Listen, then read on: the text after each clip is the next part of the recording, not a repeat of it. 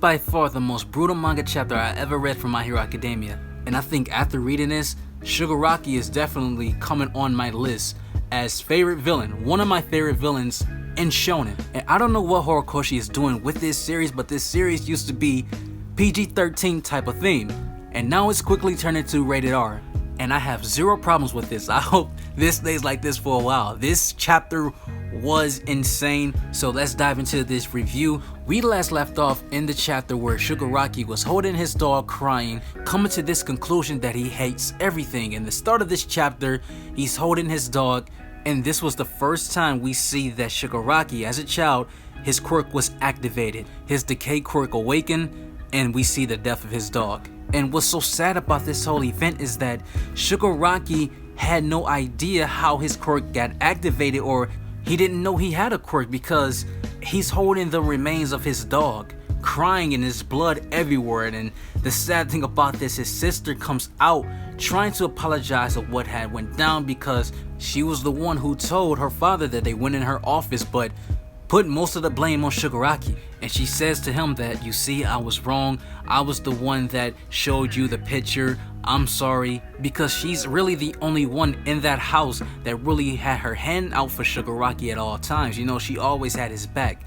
But the crazy thing about this is that Shigaraki could not respond. His allergies are getting worse and he's scratching himself, he's itching, and that's why I believe that previous manga chapters ago, the allergies were linked to his quirk. It just had to make sense because all the itching and whatnot was a factor that his body at the time could not handle his quirk at all, and I think that's why his skin was getting really ashy or peeling off because the decay quirk was affecting his body. And he's trying to scream out to his sister. He's crying, but he can't. Nothing is coming out. And his sister's saying what is wrong, and that's when she see the dog laying there dead, and that's when she starts to run away. And in this process, while she's running, Shigaraki is saying to himself, saying, did you come here to apologize? My voice isn't coming out. It's itching so bad. Please protect me this time. Save me. Shigaraki is not even having a clue what is happening. Why is people disappearing? Because as soon as he grabbed his sister, she disintegrated. Shigaraki talked about during that time he thought a villain was attacking them. That's why his sister disintegrated, and that's why the dog disintegrated. And the interesting thing about that dialogue he said to his sister saying,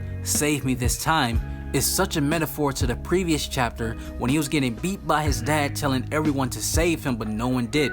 And he's telling his sister, save me this time. But Shigaraki cannot even save himself. Shigaraki then goes on to say that at this point, after his sister was disintegrated, he thought that someone else was doing it. And this is when Shigaraki completely lost control. He's throwing up, and how much can a 5-year-old can take? You know, he's 5 years old in this moment, and I really love the realism that Horikoshi is using at this moment, that a 5-year-old seeing the death of his sister, and how a 5-year-old would naturally respond to this, throwing up, seeing blood everywhere, and dead bodies.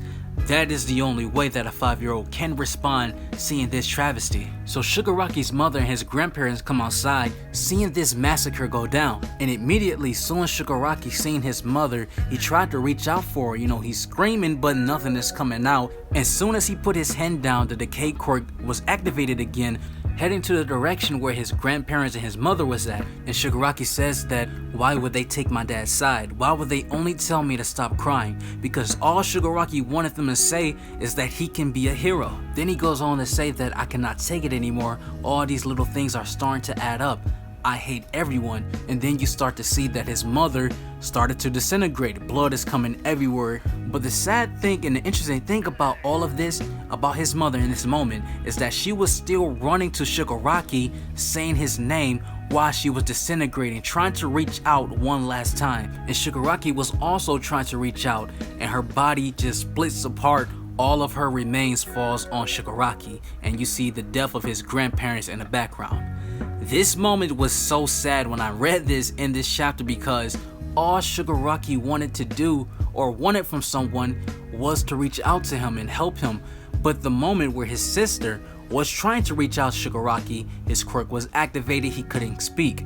His mother tried to reach out to him, but the quirk activated and she died in the process. It was a lose-lose situation. There was nothing Shigaraki could do from preventing this, and there was nothing his mom can do in this moment to stop this. She did talk to his dad and saying that I'm not going to build this family like this, but it was a little too late. All of this is happening by accident, and then we get to the part where we see his father. His father realizes that everyone is quiet. He's wondering where everyone went. He steps outside, sees Shigaraki, see all the blood surrounding him and the remains of his family. And then while he's seeing this, his father remembers the quote that his wife told him, saying, please from now on, let's build this family on happiness. Because we've seen in the previous chapter, after he started hitting Shigaraki and went into his room, he was having regret. He was trying to change their whole family because he knew what he did, it went too far. And I believe that if none of this occurred, if Shigaraki's quirk was never awakened during this time, the family would have been different. Shigaraki's father would have admitted his wrong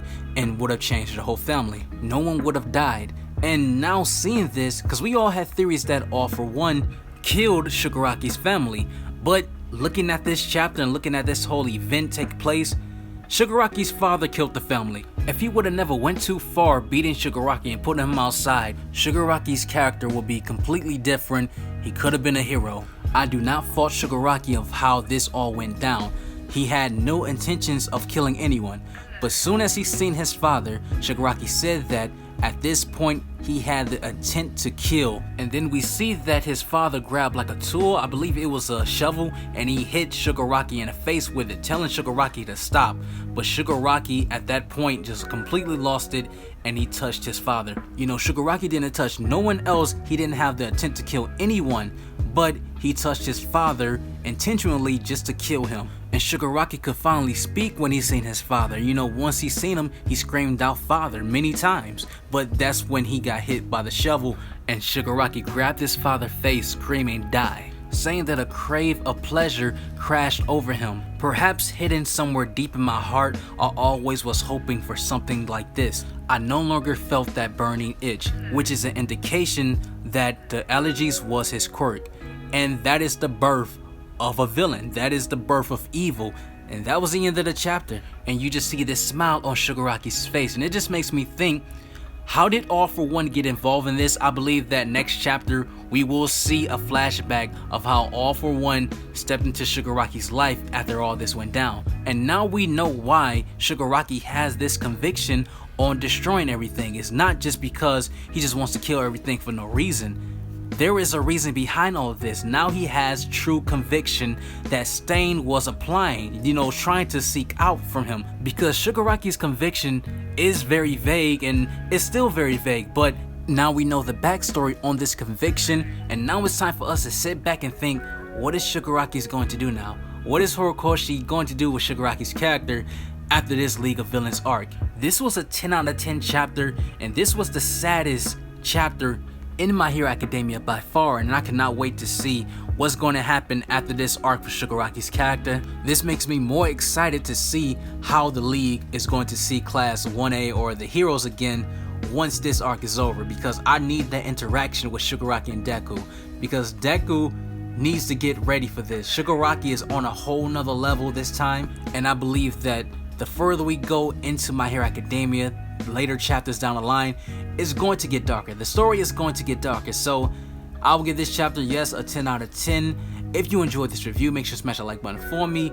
And if you are new to this channel, make sure to subscribe. Comment below and tell me your thoughts on how you felt about this chapter. I'm J Cloud, and I'm out.